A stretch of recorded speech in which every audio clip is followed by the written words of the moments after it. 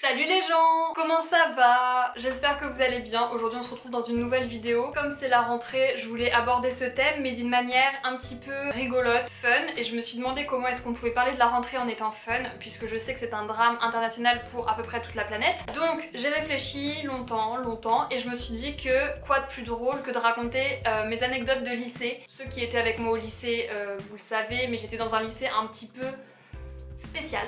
Je ne le citerai pas, bien évidemment, je n'ai pas envie d'avoir de problème avec la justice, mais en tout cas j'étais dans un lycée très... Bref, et donc il m'est arrivé des péripéties, vous vous doutez bien. Il m'est arrivé beaucoup de choses, vraiment très drôles, ou pas forcément. Donc je me suis dit que j'allais aujourd'hui vous raconter mes anecdotes de lycée. Le pire de mon lycée et le meilleur de mon lycée. Vous rentrez tous dans une nouvelle année scolaire, dans une nouvelle année de travail, en fonction de vos âges, de ce que vous faites, etc.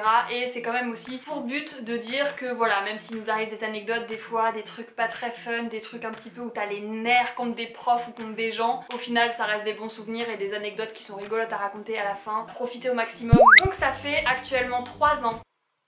3 ans que j'ai quitté le lycée, enfin 2 ans, du coup je rentre sur ma 3e année de post-bac. Si jamais vous n'avez pas vu mon expérience avec le lycée, je vous le mettrai dans le petit i juste là, donc n'hésitez pas à aller voir et vous comprendrez pourquoi j'ai un air un petit peu cynique quand je parle du lycée. Je vais commencer avec la première anecdote qui concerne mon année de seconde. En seconde, en gros, maintenant je sais qu'il y a eu la réforme des bacs, etc. Mais en tout cas, moi il y avait des filières que tu choisissais à partir de la première. En seconde, on faisait tous les mêmes matières et puis on choisissait à la fin de la seconde. Moi, je savais dès mon entrée en seconde, dès le collège, je savais que j'allais aller en L. C'était tout tracé pour moi. J'ai eu quelques fois des petites hésitations avec la ES, mais franchement c'était très clair et très net dans ma tête. Je savais que j'avais un profil à aller en L et je savais que j'avais certainement pas un profil à aller en S. C'est une information capitale à retenir pour la suite de cette anecdote. Du coup, pour les L qui n'aiment pas du tout ni les sciences ni les maths, c'est très compliqué, c'est même un enfer, un calvaire dégueulasse. Franchement les cours de sciences c'était vraiment ma hantise ultime, ma hantise suprême. Et on avait cette prof en seconde qui était, comment appeler ça, une grosse et encore. Et qui donc avait un profond dégoût, un profond rejet envers les personnes qui comptaient aller en L. Elle ne comprenait pas l'intérêt de cette filière et elle ne se privait pas de le faire savoir et de le dire à haute voix, haut et fort. C'était notre prof de SVT et on avait les cours de SVT où en gros, elle savait qui dans notre classe allait terminer en L l'année prochaine et donc elle nous mettait tous au premier rang de la classe et elle se mettait derrière et elle faisait cours au reste de la classe. Et oui.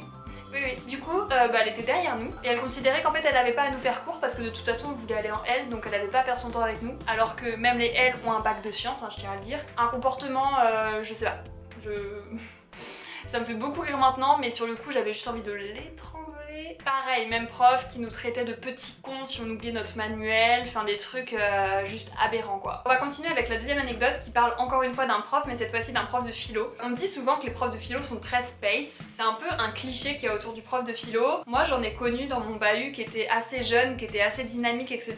Et franchement les cours de philo avec ces profs là doivent être juste géniaux, parce que moi en soi c'est une matière qui aurait pu m'intéresser, je dis bien qui aurait pu, parce que en fait ça dépend vraiment du prof avec qui tu tombes, ça peut vite être très compliqué de suivre, de rester concentré, etc. La philo j'avais vraiment du mal parce que j'avais vraiment beaucoup de mal avec ma prof, qui était pour le coup totalement en accord avec ce cliché du prof de philo un peu space. Elle était vraiment ailleurs, dans une autre bulle, dans une autre dimension. Tellement dans une autre bulle, dans une autre dimension, qu'elle nous prenait nous pour des sous-merdes, clairement. En gros, un jour, le premier jour de terminale, quand on l'a rencontrée, chaque premier cours on rencontre nos professeurs, on fait en général des petits bonjours quoi, quand t'arrives dans une nouvelle année, dans un nouveau cours, etc. Surtout une matière qu'on n'avait jamais eu avant, en général le prof explique un petit peu comment ça va se passer. Elle avait donc expliqué comment elle voyait les choses et elle nous avait expliqué qu'en fait, dans sa classe, elle c'est la souveraine et nous on était ses soumis.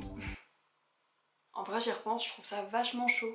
La troisième anecdote, j'arrive pas à savoir si je suis fière ou si j'ai honte de raconter cette histoire, je ne sais pas. Je vais commencer par un petit message de prévention.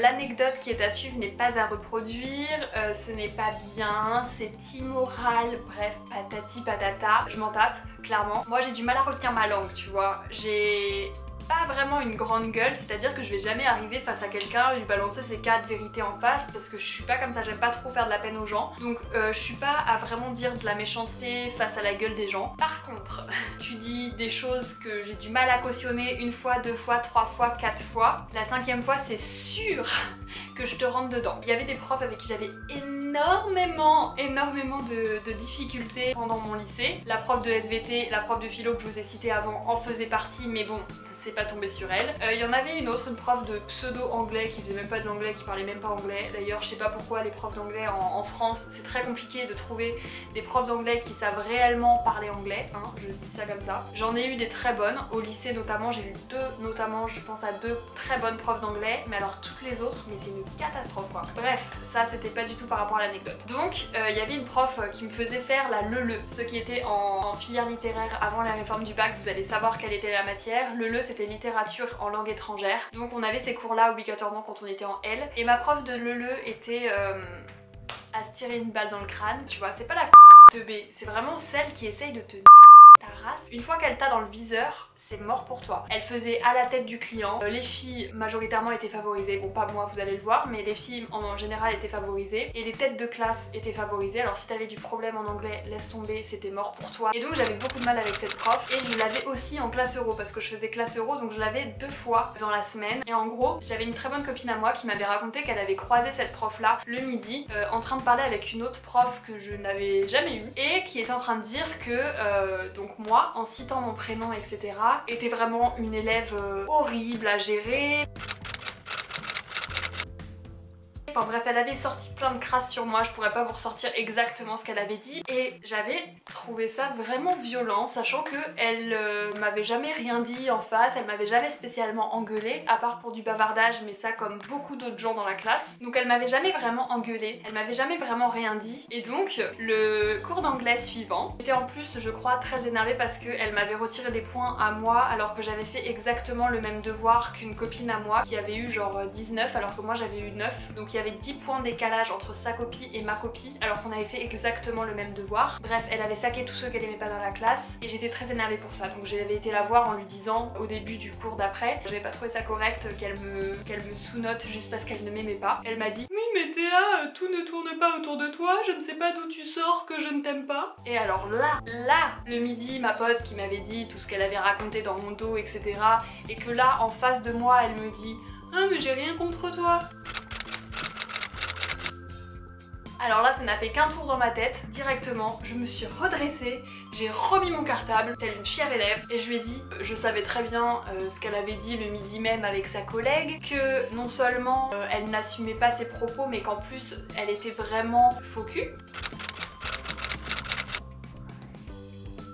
J'ai dit ça sur un ton, je sais pas, très insolente hein, pour le coup, et que donc, pour une fois, elle aurait une raison de dire que je suis insolente. Elle m'a collé, voilà. Je dirais pas que j'ai honte, parce que c'était vraiment une prof qui abusait. Même après j'ai eu un rendez-vous avec ma prof principale, ma mère, pour gérer cette histoire de colle, d'insolence envers la prof et de sous-notation sur la copie. Et même ma prof principale a fini par dire qu'effectivement il n'y avait pas de différence entre nos deux copies et que donc j'avais été sous-notée juste pour ma gueule. Donc je sais pas si j'ai vraiment honte, mais c'est pas quelque chose à reproduire. Je tiens juste à rajouter pour être sûr que tout le monde comprenne bien que je n'ai pas honte d'avoir dit ces 4 vérités à une professeure qui juge l'avenir d'un élève. Elle n'en sait rien, elle ne connaît pas nos vies et je trouve que les professeurs qui se permettent d'émettre un jugement sur le futur, l'avenir de ces élèves juste parce qu'ils ont du mal dans certaines matières ou juste parce que le format lycée ne leur correspond pas, je trouve que ces profs-là ne méritent pas réellement notre respect en retour parce que la relation professeur-élève ça devrait être dans les deux sens et c'est une notion de respect qui est mutuelle. C'est un peu comme les haters sur YouTube, il y a des professeurs qui font des critiques constructives par rapport à tes attitudes, à ton comportement en classe et ceux-là il faut les écouter parce que des fois tu fais des erreurs et il faut les écouter pour progresser. Mais il y a également des profs qui émettent juste un jugement sur ta personne alors qu'ils ne te connaissent pas et ceux-là, moi j'ai énormément de mal avec eux et je trouve que malheureusement il y en a beaucoup dans les établissements français publics de professeurs qui sont mauvais et qui passent la plupart de leur temps à essayer de te rabaisser. Ah mais alors par contre ils sont outrés quand tu leur manques de respect. Hein. Bon et pour finir, je me suis dit qu'on allait terminer avec une anecdote positive. Je vais vous raconter une histoire qui est vraiment la plus touchante de mon histoire avec les professeurs au lycée. J'ai toujours eu beaucoup de mal avec la matière histoire géo, je n'arrive pas, je ne comprends pas, ça m'intéresse pas. Et sur la première et la terminale, j'ai eu la même prof d'histoire géo qui avait beaucoup de mal avec moi en première parce que comme je n'aimais pas la matière, j'avais énormément de mal à me concentrer et donc je parlais beaucoup. Ce qui est pas bien du tout, hein, par respect pour les profs, c'est pas correct de bavarder, de rigoler en cours. Donc j'avais aussi beaucoup de mal avec cette prof prof parce que comme j'aimais pas la matière, j'aimais pas la prof, voilà, l'un ne va pas sans l'autre. En terminale, quand j'ai vu qu'on avait encore la même prof, je me suis dit oh non, je vais encore pas réussir et tout, alors que c'est l'année du bac, l'histoire géo ça compte quand même beaucoup en littéraire, je vais galérer, etc. Et en plus c'était notre prof principale, donc je me suis dit merde, déjà elle m'aime pas, donc ça va être très compliqué. Comme tous les profs principaux font, je crois en général, il y a toujours en début d'année terminale une espèce de rendez-vous pour définir ce qu'on veut faire après le bac. Je me suis rendue au rendez-vous et pendant l'entretien en fait, donc elle me demande mes questions basiques, etc. Comment je me sens dans la classe, qu'est-ce que je veux faire plus tard. Moi je savais déjà que je voulais faire de la communication, donc je lui explique et elle me dit mais est-ce que ça va? Et je vous en reparlerai dans une prochaine vidéo parce que là c'est clairement pas le sujet, mais mon année terminale a été très compliquée au niveau de plein de trucs. C'est vrai que j'avais beaucoup de mal avec le lycée notamment, c'était une de mes causes de soucis et en fait elle l'a remarqué et en fait c'est la première fois qu'un prof de mon établissement a pris du temps pour parler avec un élève de sa santé mentale, de comment il se sentait dans la classe, de comment il se sentait vis-à-vis de tel prof, de telle matière.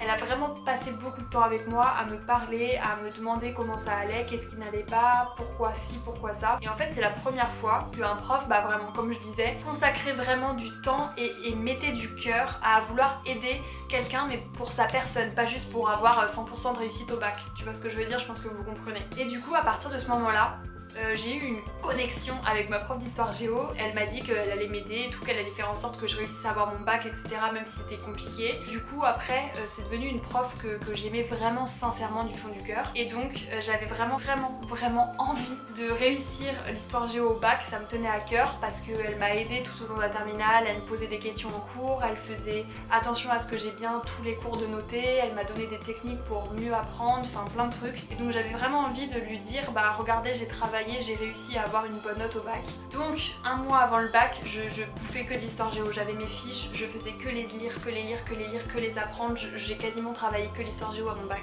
Vraiment c'était un délire. J'étais tout le temps avec mon carnet jaune avec mes fiches d'histoire géo dedans, j'apprenais tous mes plans par cœur, j'ai tout appris par cœur et au final j'ai réussi à avoir 15 au bac d'histoire géo alors que j'ai passé tout mon lycée avec 7 de moyenne en histoire géo. Comme quoi pour vous dire que même si on a beaucoup de difficultés dans une matière, c'est toujours possible de réussir au bac à décrocher une note de taré, il suffit juste de travailler et de se donner les moyens. Dieu sait que j'ai eu des problèmes avec les profs de lycée, mais il y en a quelques-uns dans le lot qui sont bienveillants sincèrement et qui tiennent vraiment à toi et qui ont vraiment pour but de t'aider. Et ces personnes-là, ces profs-là, c'est ceux-là qu'il faut écouter et c'est à eux qu'il faut prêter attention. Donc voilà, j'espère que cette vidéo vous a plu. N'hésitez pas à me raconter dans les commentaires vos anecdotes du lycée. Si vous voulez une deuxième édition de cette vidéo avec d'autres anecdotes, je serais ravie de la faire parce que je suppose que j'en ai encore plein d'autres. On a fait des voyages scolaires, enfin bref, il y a plein d'anecdotes à raconter donc voilà, dites-moi en commentaire. En tout cas, j'espère que cette vidéo vous a plu, vous a voilà, fait rire ou vous a diverti pendant un petit moment. En tout cas,